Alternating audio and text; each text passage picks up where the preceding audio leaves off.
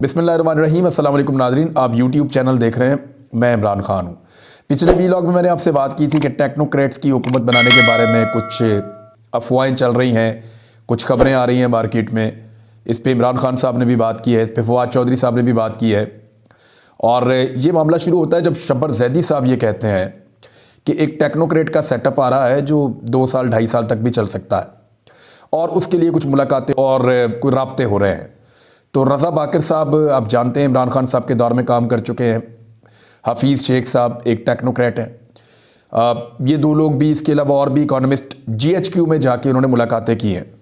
अब ये दो चीज़ें हो सकती हैं। पहली चीज़ तो ये है कि इमरान खान साहब जो कह रहे हैं और फवाद चौधरी साहब जो कह रहे हैं, ये बात दुरुस्त हो सकती है कि वाकई टेक्नोक्रेट सेटअप लाने की कोशिश की जा रही है या तैयारी की जा रही है। इस्लामाबाद के अंदर जो खबरें फैली हुई हैं वो इसी नौइयत की हैं कि इमरान खान साहब को नाअहल भी कर दिया जाएगा और एक टेक्नोक्रेट सेटअप भी लाया जाएगा। अगर कोई टेक्नोक्रेट सेटअप आ जाता है 2 या 2.5 साल के लिए, तो PDM की जमातें उससे बहुत ज़्यादा खुश हो जाएंगी। वो इसलिए कि PDM की जमातें ये जानती हैं कि फौरी तौर पे मुल्क में कोई भी आम इंतखाबात हुए तो उसके अंदर वो बुरी तरह नाकाम हो जाएंगे और वो इलेक्शन नहीं जीत सकते।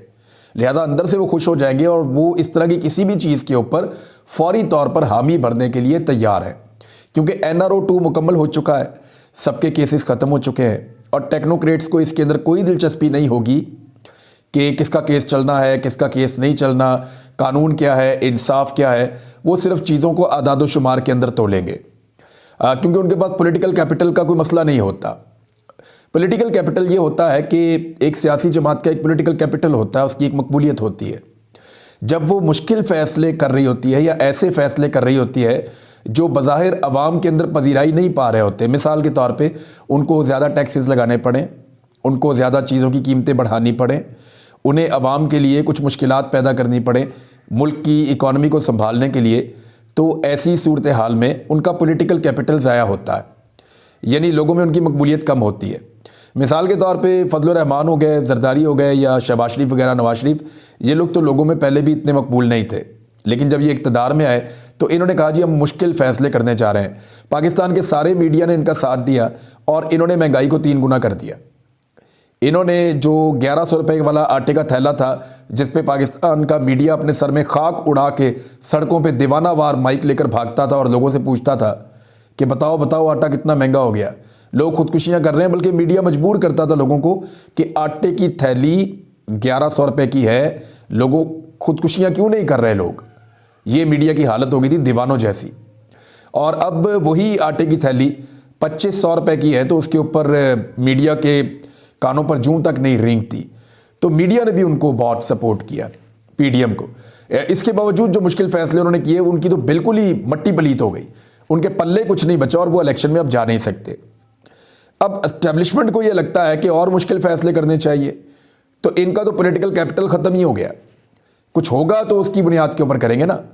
तो इमरान खान साहब के पास पॉलिटिकल कैपिटल बहुत ज़्यादा जमा हो गया है, लेकिन इमरान खान साहब अब एस्टेब्लिशमेंट या टेक्नोक्रेट्स के बहकावे में नहीं आने वाले। अब अगर उनको हुकूमत मिलेगी तो वो हुकूमत नहीं लेंगे।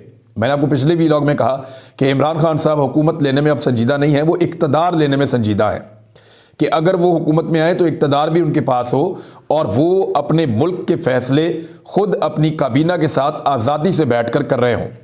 ये वो चाहते हैं। इनपुट तो सबसे लेनी चाहिए, वो लेंगे भी, लेकिन अगर उनको इक़्तिदार मिलता है तो अब वो बेबसी वाला इक़्तिदार नहीं होगा, वो एहतसाब भी करेंगे। तो PDM की जमातें चाहती हैं कि कोई टेक्नोक्रेट सेटअप ही आ जाए और कोई इमरजेंसी लग जाए, कुछ भी हो जाए, हमारी हुकूमत बेशक ना रहे, इमरान खान की हुकूमत नहीं आनी चाहिए, क्योंकि उसकी हुकूमत आ गई तो वो वापस लेकर जाएगा, रिवर्स करेगा। क्योंकि इमरान खान का ये फ़लसफ़ा है कि मैं करप्शन का, लूट मार का पैसा बरामद करूंगा तो मेरा मुल्क आगे चलेगा। उनका ये फ़लसफ़ा है कि जब तक मैं बड़े चोरों को सज़ा नहीं दूंगा, पाकिस्तान में चोरी बंद नहीं होगी और करप्शन ख़त्म नहीं होगी। अब अगर ये टेक्नोक्रेट वाला जो सेटअप है, जिसके लिए कुछ राब्ते हो रहे हैं, इंटरव्यूज़ हो रहे हैं, इंफॉर्मेशन गैदरिंग की जा रही है, अगर तो ये कट्टा ऐसे ही खुल गया तो फिर अभी तक पाकिस्तान की आवाम ने सिर्फ ट्रेलर देखा है। फिल्म तो अभी शुरू होगी, जिसको असल में आप महंगाई की फिल्म कहते हैं। फिर IMF होगा और पाकिस्तान के टेक्नोक्रेट्स की हुकूमत होगी और वो आवाम की वो दुर्गत बनाएंगे कि लोग 2 वक्त की रोटी के लिए तरस जाएंगे। लोग भूल जाएंगे कि बिजली किस चीज़ का नाम है, गैस किस बला को कहते हैं। लोगों को याद नहीं रहेगा कि हफ्ते के अंदर छुट्टी के दिन वो कोई इंजॉय भी किया करते थे। तमाम चीज़ें जो हैं वो ऐसी हो जाएंगी कि टेक्नोक्रेट्स सबको उल्टा पुल्टा के रख देंगे। लेकिन उस वक्त अगर ऐसा कुछ करने की कोशिश की गई तो याद रखिएगा कि चाहे सिविल एस्टेब्लिशमेंट है चाहे मिलिट्री एस्टेब्लिशमेंट है, लोग उनको भी आराम से नहीं रहने देंगे। यानी जब लोगों से लोगों का सब कुछ छिन जाएगा तो लोग कहेंगे कुर्बानी अब आप भी दीजिए। यानी कुर्बानी वो लोग कैसे देंगे? अभी थोड़े दिन पहले गोल्फ का एक मैच हो रहा था और करोड़ों रुपए उस एक मैच के अंदर खर्च कर दिए गए चंद लोगों को खुश करने के लिए, या किसी बहुत ताकतवर आदमी को खुश करने के लिए। करोड़ों रुपए एक मैच के अंदर खर्च कर दिए गए। 5 स्टार होटल से खाना गया है सिर्फ इसलिए कि वहां मेहमान बड़े वीआईपी थे। तो वो लोग कैसे अपनी ये मौज मस्ती और ये सारी चीजें छोड़ सकते हैं? ब्यूरोक्रेट कैसे छोड़ सकते हैं? सियासतदान कैसे छोड़ सकते हैं? वो नहीं छोड़ेंगे। तो इसलिए, और पाकिस्तान के आईन के अंदर इसकी कोई गुंजाइश भी नहीं है टेक्नोक्रेट्स को लाने की या कोई इस तरह का तजुर्बा करने की। तो पाकिस्तान के आईन में इसकी गुंजाइश नहीं है। तो ये तो होता हुआ, अगर करने की कोशिश भी की गई तो ये ठहरता हुआ दिखाई नहीं दे रहा। अच्छा, दूसरी एक चीज़ और भी है। मेरे एक सोर्स ने मुझे ये बात बताई और मुझे लगता है कि उसकी बात में दम है। उसने कहा कि मिलिट्री एस्टेब्लिशमेंट ये चेक करना चाहती है कि मौजूदा जो इकोनॉमिक सिचुएशन है उससे कैसे निकला जाए, और इसके लिए वो मीटिंग्स की गई हैं। और इंडिपेंडेंट ओपिनियन लेने के लिए जो मईशतदान हैं उनको बुलवाया गया है। यानी जो इसहाक डार साहब ब्रीफिंग्स दे रहे हैं उनका तो ना सर है ना पाँव है। इससे पहले जो जनरल बाजवा साहब बातें करके गए हैं उसकी भी कुछ समझ नहीं आ रही। अगर वो इतने अक्लमंद थे तो मुल्क का ये बेड़ा गर्क तो ना होता।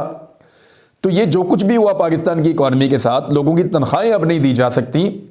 तो ऐसे में इंडिपेंडेंट ओपिनियन लेने की कोशिश की जा रही है कि गलती कहां पे हुई और गलतियों को सुधारा कैसे जा सकता है। यानी सबसे बड़ा सवाल यह है कि अगर पाकिस्तान में आम इंतखाबात करवा दिए जाएं और आम इंतखाबात के नतीजे में एक नई हुकूमत बन जाए, तो क्या पाकिस्तान इस वक्त आम इंतखाबात का बोझ और उसके बाद बनने वाली नई हुकूमत इन हालात से पाकिस्तान को निकाल पाएगी? और कौन से बड़े इकदाम हैं जो करने पड़ेंगे? क्योंकि पाकिस्तान की जो मिलिट्री एस्टेब्लिशमेंट है उसे ये लगता है अभी भी कि मुल्क की सबसे ज़्यादा फिक्र उन्हें है, और उन्हें अभी भी ये लगता है कि उनके अलावा मुल्क में कोई और समझदार नहीं है या किसी और के पास दिमाग नाम की कोई चीज़ नहीं है, और ना कोई इस मुल्क को बचाने के लिए उतना संजीदा है जितने यूनिफाइड और संजीदा वो हैं। ये उनकी अपनी एक सोच है और उसकी बुनियाद के ऊपर वो ये सारी चीज़ों की तैयारियां करते रहते हैं। और वो जो वाहिद पाकिस्तान के अंदर थिंक टैंक्स मौजूद हैं वो फौज के पास ही हैं। प्राइवेट सतह के ऊपर तो थिंक टैंक्स बन ही नहीं सके, पनप ही नहीं सके। पाकिस्तान की कौम को आदत ही नहीं डाली गई ऐसी, और सारी चीज़ें जो हैं वो महदूद जगह पे महदूद हाथों के अंदर जो है वो मौजूद रही। अब मामला ये है कि क्या पाकिस्तान में इंतखाबात से पहले इस चीज़ को चेक किया जा रहा है कि इकॉनमी के साथ क्या करना होगा और हमें किस तरह के हालात का सामना है? क्या एक नया तजुर्बा किया जा रहा है? ये दो चीज़ें हो सकती हैं। या तो पाकिस्तान जैसे चल रहा है उसको चलने दिया जाए, साफ और शफाफ इंतखाबात करवाए जाएं, जो भी हुकूमत आए वो पाकिस्तान को संभालने की जिम्मेदारी उठाए, और पाकिस्तान की सिविल मिलिट्री एस्टेब्लिशमेंट जो है वो ये फैसला करे कि वो अपना दबाव नहीं डालेंगे और सियासतदानों को उनका काम करने देंगे।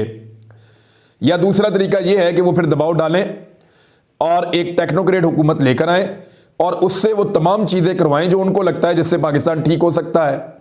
लेकिन वो ये ज़रूर कर रहे हैं कि मुलाकातें कर रहे हैं, जो मुख्तलिफ सोर्सेज ने कंफर्म किया है कि GHQ में मुलाकातें हो रही हैं इकोनॉमिस्ट जो लोग हैं, जो मईशत को समझते हैं, उनके साथ। लेट्स सी इसमें से निकलता क्या है। इमरान खान साहब ने, फवाद चौधरी ने और बाकी लोगों ने, इस्लामाबाद के जो ख़बरें गर्म रखने वाले बाज़ार हैं वहाँ पे तो मुख्तलिफ़ किस्म की बातें आ रही हैं। लेकिन जब भी कोई फ़ैसला होने लगेगा, चीज़ें सामने आएंगी कि माशी इमरजेंसी लगाई जा रही है, क्या टेक्नोक्रेट्स को लाया जा रहा है, तो इमरान खान के अलावा तो ये सबको काबिल कबूल होगा और इमरान खान और पाकिस्तान के अवाम उसके ऊपर रिएक्ट करेंगे और ये टेक्नोक्रेट टिक नहीं पाएंगे।